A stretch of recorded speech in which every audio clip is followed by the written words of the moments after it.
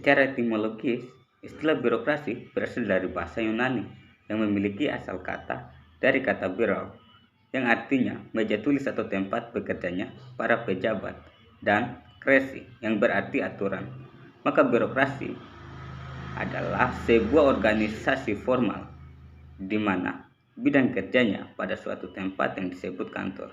Oleh karena itu, birokrasi bisa juga dipahami sebagai sebuah tipe organisasi yang melakukan kegiatan-kegiatan yang bersifat administratif yang melibatkan banyak orang, di mana orang-orang tersebut dalam kerjanya saling berkoordinasi secara sistematis satu sama lain.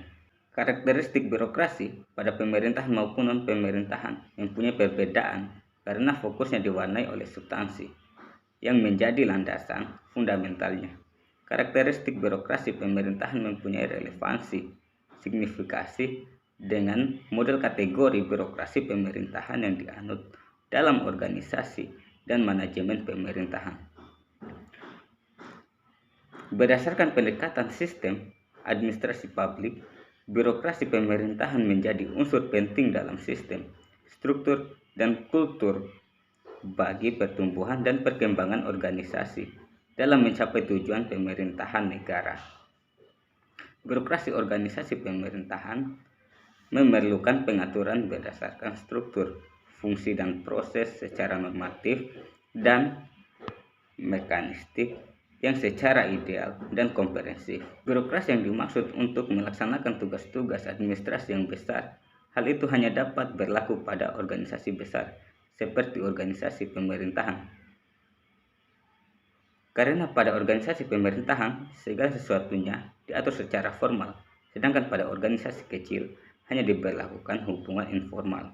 Selama ini, banyak pakar meneliti dan menulis tentang birokrasi bahwa fungsi staf pegawai administrasi harus memiliki cara-cara yang spesifik agar lebih efektif dan efisien, sebagaimana dirumuskan sebagai berikut.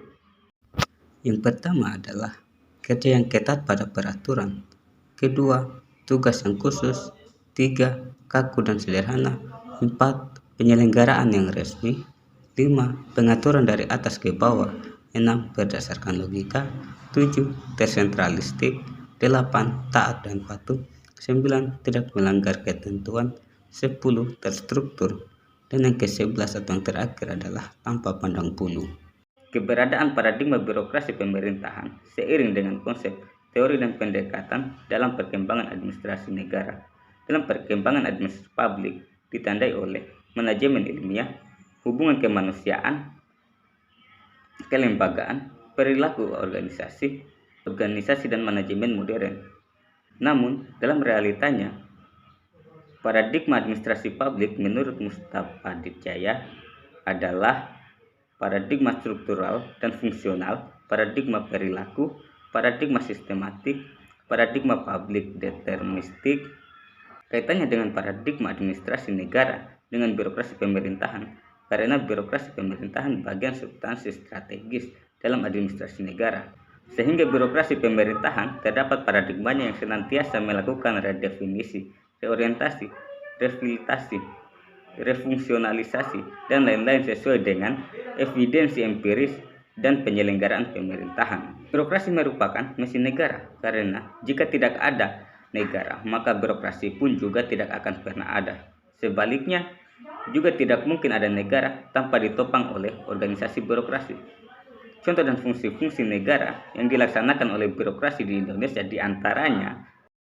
Di sini bisa kita lihat bersama bahwasanya fungsi yang pertama adalah fungsi pertahanan dan keamanan, kedua fungsi ketertiban, ketiga fungsi keadilan, 4 fungsi pekerjaan umum, 5 fungsi kesejahteraan, dan yang keenam adalah fungsi pemeliharaan sumber daya alam dan lingkungan. Fungsi-fungsi tersebut dilakukan oleh instansi-instansi yang mempunyai tupoksi di bidang masing-masing.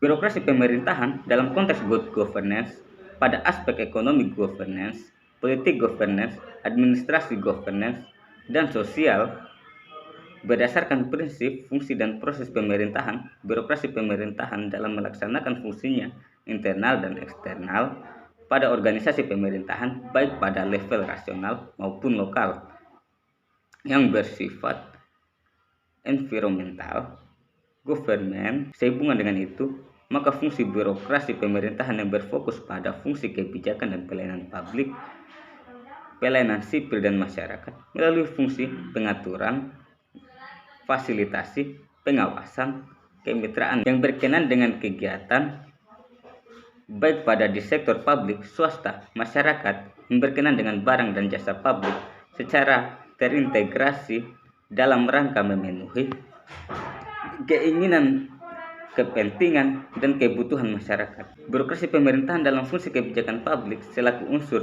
pelaku kebijakan melakukan proses dari tahapan-tahapan kebijakan secara mulai dari masalah kebijakan, perumusan dan penetapan kebijakan, pelaksanaan kebijakan, pengawasan dan pemantauan kebijakan, dan produk atau hasil kebijakan, dan dampak, manfaat, dan kerugian kebijakan, dan seterusnya.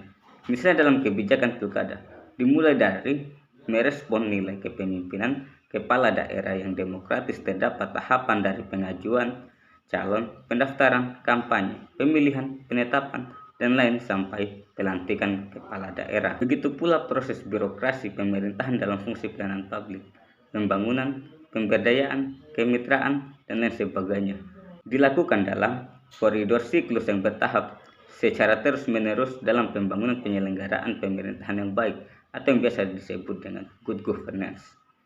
Peran birokrasi menentukan hitam putihnya kehidupan masyarakat dan negara. Artinya, jika birokrasi baik, maka negara dan masyarakat juga akan baik. Demikian juga sebaliknya. Jadi, saling bertolak belakang bagi masyarakat menjadi lembaga yang sangat bermanfaat atau lembaga yang sangat menyengsarakan.